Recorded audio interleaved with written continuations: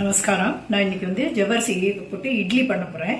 அதுக்கு என்னென்ன சாமான் வேணும்னு காமிக்கிறேன், வாங்க பார்க்கலாம். முதல்ல வந்து ரவை வந்து சாதாரண உப்புமா ரவை தான், பாம்பே ரவை. இந்த டம்ளரில் 2 வச்சுட்டுருக்கேன். அதுக்கு ஈக்குவலாக ஒரு டம்ளர் ஜவ்வரிசி வச்சுட்டுருக்கேன். தயிர் வந்து 1.5 கப்பு வச்சுருக்கேன். புளிச்ச தயிராக இருந்தாலும் பரவாயில்ல. அதுக்கப்புறம் தாளிக்கிறதுக்கு எண்ணெயும் கொஞ்சம் நெய்யும் வச்சுருக்கேன்.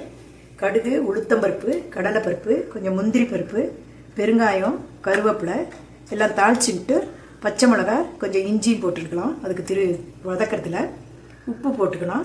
உப்பு வச்சுட்டுருக்கேன். கொஞ்சோண்டு சோடாப்பு, ஒரே ஒரு கேரட் துருவத்து வச்சுட்டுருக்கேன். ஜவ்வரிசி வந்து நீங்கள் காத்தால டிஃபன் பண்ணுறதா இருந்தால் முன்னாடியே ராத்திரியே இந்த ஜவ்வரிசி நல்லா 2 வாட்டி அலம்பிட்டு தண்ணி முழுகிற அளவுக்கு வச்சு ஊற வச்சுட்டுருவோம். அதுக்கப்புறம் மற்றதெல்லாம் பண்ணலாம். டிஃபன் பண்ணுறதுனால ராத்திரியே இந்த ஜவ்வரிசியை இந்த மாதிரி ஊற வச்சுருக்கேன். இப்படி ஊறணும். சின்ன நைலான் ஜவ்வரிசி கிடைச்சாலும் நீங்கள் வாங்கி பண்ணிக்கலாம். ரவை எடுத்து வச்சுட்டுருக்கேன்.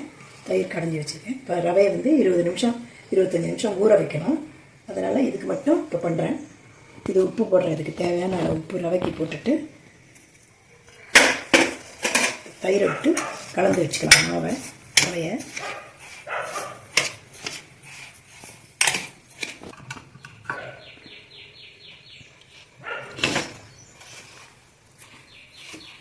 இந்த மாதிரி கலந்து வச்சுருக்கேன். ரவைக்கு போட்டு தயிர் விட்டு இது கொஞ்சம் கெட்டிமாக ஊறட்டும் ஒரு 20 நிமிஷம்.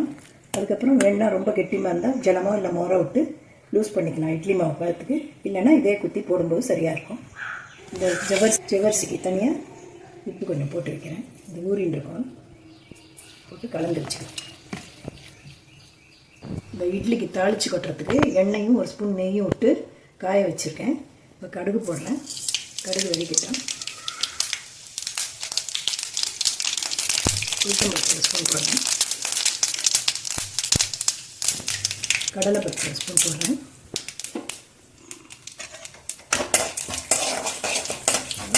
முந்திரி பருப்பு போடுறேன்.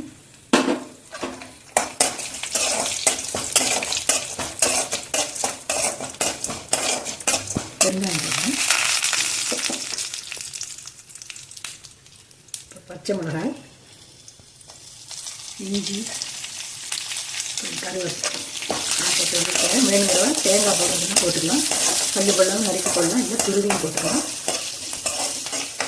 சேப்பாயிடுச்சு. இது இந்த மாவில் கொட்டிக்கலாம். கேரட் துருவி போட்டிருக்கேன். பெங்களூரில் வந்து ஒரு கீரை வந்து சப்பக்கி சூப்புன்னு கிடைக்கும். அந்த கீரை போட்டாலும் நல்லாயிருக்கும். நான் இன்றைக்கி கேரட் போட்டிருக்கேன். இந்த ரவை ஊறினதுக்கப்புறம் இதெல்லாம் சேர்த்து ஒன்றா இட்லி மாவு பதத்துக்கு கலந்துக்கலாம். இந்த அளவுக்கு இருக்கிற மாவு சோடா போட்டு உடனே நீங்கள் குத்தலாம். சோடாப்பு இல்லைன்னா இந்த ஈனோ அது இது வேணாலும் போட்டுக்கலாம். நீங்கள் நெய் தொடச்சி வச்சுட்டுருக்கேன் இட்லி தட்டில். எல்லா தட்டிலையும் குத்திட்டு தண்ணி பொங்கின்னு இட்லி வச்சுட்டு உங்களுக்கு காமி. ஜவ்வரிசி இட்லி ரெடி ஆகிடுது. இப்போ 20 நிமிஷம் வேக வச்சு ஸ்பாஞ்சு மாதிரி இருப்பாருங்க. இப்படி இருக்கும். உள்ள சட்னி இட்லி ரெடியாக இருக்குது. நீங்களும் பண்ணி பாருங்கள். அடுத்த வீடியோவில் சந்திக்கிறேன்.